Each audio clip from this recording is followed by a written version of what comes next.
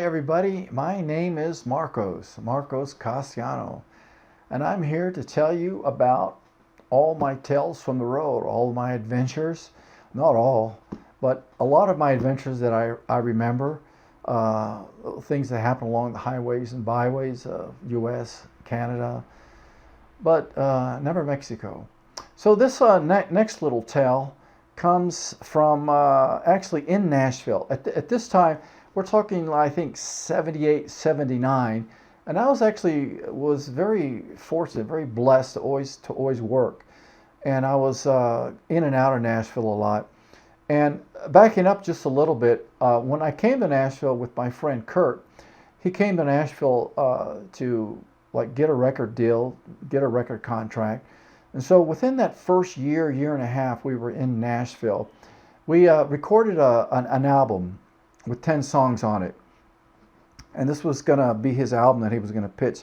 Now, the bass player that played on this album, I had mentioned him in another video that I did. He had been the bass player for the Holy Molder Rounders, and he had actually come to Nashville because he was writing songs and he was trying to get a record deal. So he was the bass player on it. Really good bass player. I liked the way he played because we locked in real well. So anyways, Kurt does this album, and I think he had gone to a few places. Now again, I'm in and out. And on one occasion when I was in Nashville, I went to RCA Records with him. And of course the guy listened to it. I think we either took 3 songs or he only listened to only 3 songs on the album. And he was real nice, real courteous, but he basically said, "No, you're not exactly what we're looking for." And so, okay. So one thing about Nashville, if you are the kind of person that gets discouraged real easily, you're going to really have a hard time. So Kurt didn't really seem that way. It just kind of was the norm, because when you talk to other songwriters and other artists, this was pretty common that would happen to them. They get turned down, they get a little discouraged, because it's like, what do you do when you think you've given them your best songs, they've turned you down? Now you either have to wait a year till you write some more songs, demo some more songs. So there's a lot of expense in it. So on this one occasion, now Kurt, we had completed this album. I don't know how long we had this album out on the shelf, you might say. But I come back one day and Kurt says, "Hey, I met this guy named Tommy Lewis, and he's got some contacts with 10 different labels, and I played him our demo album. We just call them demo albums back then. And he was really interested in it. He said he can get me a record deal. He was going to negotiate with some record deals." So time would go on. Every time I would pop in Nashville, Kurt was telling me about Tommy Lewis. So on this one occasion, he said that Tommy said that Jimmy Bowen was interested in him. Now, Jimmy Bowen was I think he was the producer, but I think he later became the president of Capitol Records. And so we're thinking, oh, Jimmy Bowen is interested in you. Okay. So what he says was, but I want you to cut these songs that I've got, so that we can present them to Jimmy. So apparently he didn't want to pitch Kurt's songs. He had this one song in mind. Now let me back up a little bit, because one thing in Nashville, we were told that there's a lot of con artists in the city, and they're always going to ask you for money at some point. Basically, like, if you give me some money, I can make you a star. But Tommy's approach was a little different. His was, I've got this contact with Jimmy Bowen. He's interested in you, but I got a couple of songs I want you to demo, and we're going to take that to Capitol. Seems fair enough. Only thing is, of course, Kurt had to pay for this session, and he was going to use all the A players. So I remember that, again, time goes on. We meet with Tommy Lewis, and we get all the arrangements. I remember it was I think the Hall of Fame Hotel. It was downtown. We meet him there. There was a restaurant, and Kurt forks over. It was quite a bit of money. So we were going to do a recording session. We were going to record 2 songs that Tommy had picked out, that he just was sure that Jimmy was going to like it, and we were going to use all the A players, which was kind of true. But he didn't want me playing on it, which, okay, I didn't say much, but Kurt went to bat for me and told Tommy, I want Marcos to play on the record, because he played on the first album that I did. So Tommy reluctantly agreed to it because I think Tommy had these other players already in mind.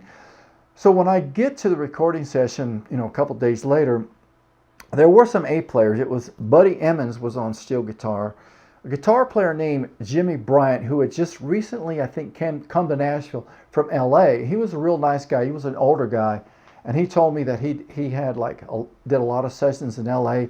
He had actually recorded for Frank Sinatra and some other artists. The bass player, I don't remember who he was. I can't remember his name right now, but I remember that a lot of people knew him. So he was kind of an A player. And the piano player who played on it, from what I remember, was actually Emmylou Harris's husband, or either played for Emmylou in her band. But I think it was her husband. So we get to the session that day. Now, at this point, I think I had maybe rubbed Tommy the wrong way, it seemed like, because I'm setting up, and I'm in the recording booth, and Tommy opens the door, and he says, "You better get into this." And I'm like, "Oh, okay, I'll get into it." I said, "Don't worry about it. Don't worry about it." So the session goes off. We record the 2 songs, and actually, it went pretty fast. I remember, wow, that was pretty quick. As a matter of fact, on one of the songs, I made a little mistake because I thought we were just running down the song. I didn't think it was an actual take. And so we're playing, and on the outro of the song, I actually drop a stick, and I just was not in a hurry to pick it up, and I just looked down. Okay, I'll get it. I think I missed about 2 beats. So I pick up the sticks, and I just finished out the song. And that was the take that we ended up using. We ended up not doing it again. So it was a good thing I learned was don't stop. And I think I learned that a long time ago. Never stop playing unless someone tells you to. So I kept playing, held the beat down. I think it was just, the 2 and 4, 1 and 3 on the bass drum is all it was, real simple. And so I pick up the stick, finish out the song. So I go into the control room to listen to it.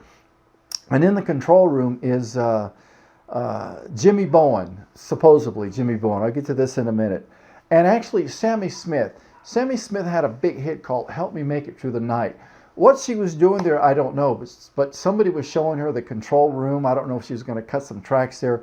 So she's sitting at the control room, and Jimmy Bowen, who I kind of met earlier, so I knew who he was standing there over Sammy Smith's shoulder. Okay. So we do everything. It went off without a hitch.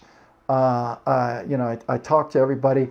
Mostly I remember the bass player. I can't remember his name.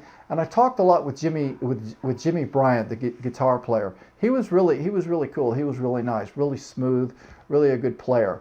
So anyways, that came to an end, and the recording session was done. So this was the tape.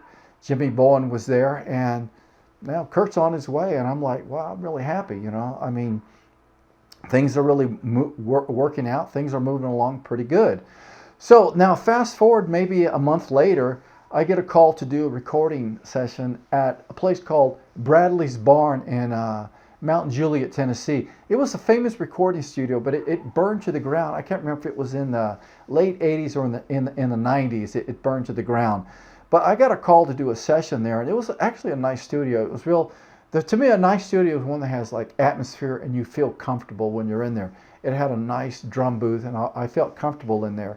So in between takes, I would talk to the engineer. His name was Joe, and this guy Joe was just real funny, So I would talk to him and hang out with him and listen to the playback. So when we were done with this session, I said goodbye to everybody, and then it seemed like 2 weeks later, my friend Boo McAfee, who plays drums, got a call to do a session at Bradley's Barn. So I tag along with Boo, and I'm in the control room, and I'm talking to Joe because he's just hilarious, And Joe asked me, "What are you doing? What's going on?" He goes, "Oh, you never believe, my friend Kurt. He's on the verge of getting a record deal with probably Capitol Records, and Jimmy Bowen is really interested in him. This guy is pitching the tape to Jimmy Bowen, and not all of a sudden this radar goes up in Joe's ears, and Joe goes back and he goes, "Jimmy Bowen," and he goes, "The real Jimmy Bowen or the drunk Indian?"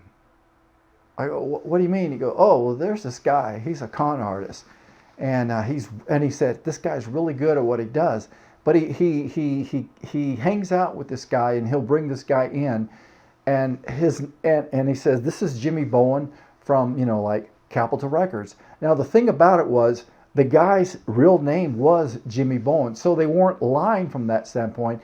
But whenever you met Jimmy or was around him, Jimmy was always kind of off in the distance. Because when I first met Jimmy Bowen, he didn't say, "Hi, I'm Jimmy Bowen from Capitol." I remember Tommy Lewis said, "That's Jimmy Bowen over there," and I said, "Hello, how are you doing?" And he doesn't say much.